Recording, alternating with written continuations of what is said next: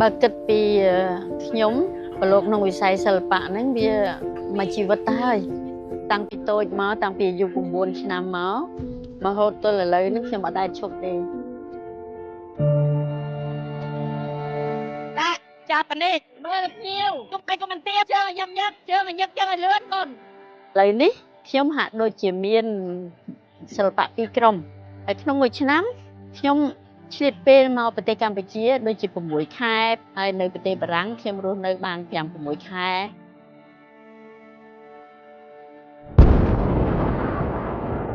កាលនោះឆ្នាំ1981ក្រោយសម័យប៉ុលពតខ្ញុំគិតថាខ្ញុំឃើញគេទៅប្រទេសទី3ជារឿយខ្ញុំក៏មានគំនិតថាខ្ញុំគួរទៅប្រទេសទី3ដែរក៏ប៉ុន្តែទៅពេលដែលខ្ញុំទៅដល់ជំរំ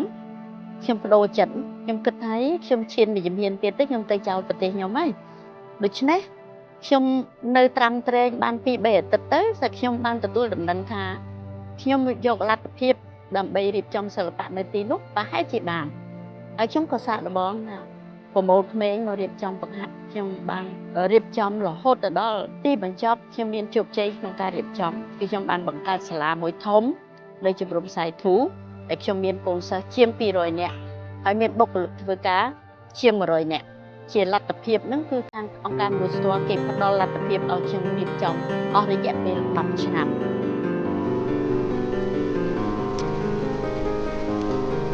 ក្នុងឆ្នាំ65ជាលើកទី1ដែលខ្ញុំទៅប្រទេសចិនកាលនោះជាមួយនឹងប្រព័ន្ធអាស៊ាននោះដែលលោកជាប្រពន្ធរបស់ខ្មែរដែលធ្វើឲ្យខ្ញុំបានឡើងលើឆាកអន្តរជាតិធំនៅប្រទេសចិនកាលខ្ញុំទៅដល់ប្រទេសចិនហ្នឹងខ្ញុំមានអនុស្សាវរីយ៍ច្រើនកាលនោះខ្ញុំនៅក្មេងខ្ញុំចូលចិត្តច្រៀងខ្ញុំចូលចិត្តរាំហើយខ្ញុំក៏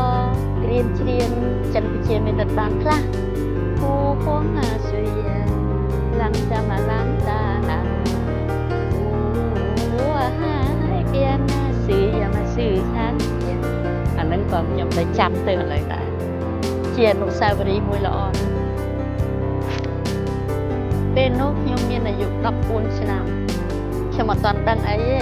ខ្ញុំចេះតែពីសប្បាយក្នុងការដើរបរទេសក្នុងការរាប់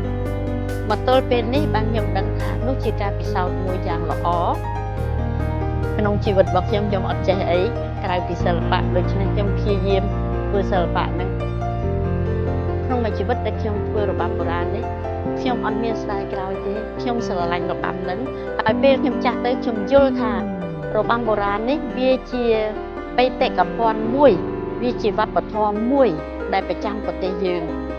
សិល្បៈបុរាណវាជាគេថាវាជាផុតតាមួយសម្រាប់ឲ្យគេដឹងឮថាប្រទេសយើង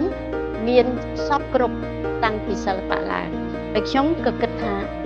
มันអត់ប្រយោជន៍ទេក្នុងការដែលខ្ញុំរក្សារបាំបុរាណនេះហ្នឹងហើយដែលជំរុញឲ្យខ្ញុំរឹតតែមានគំនិតថានឹងបន្តទៅទៀតរហូតដល់ខ្ញុំអស់ជីវិតអញ្ចឹងហើយបានទោះបីខ្ញុំចាស់ក៏ដោយមានចិត្តចង់នឹងធ្វើបន្តទៅទៀត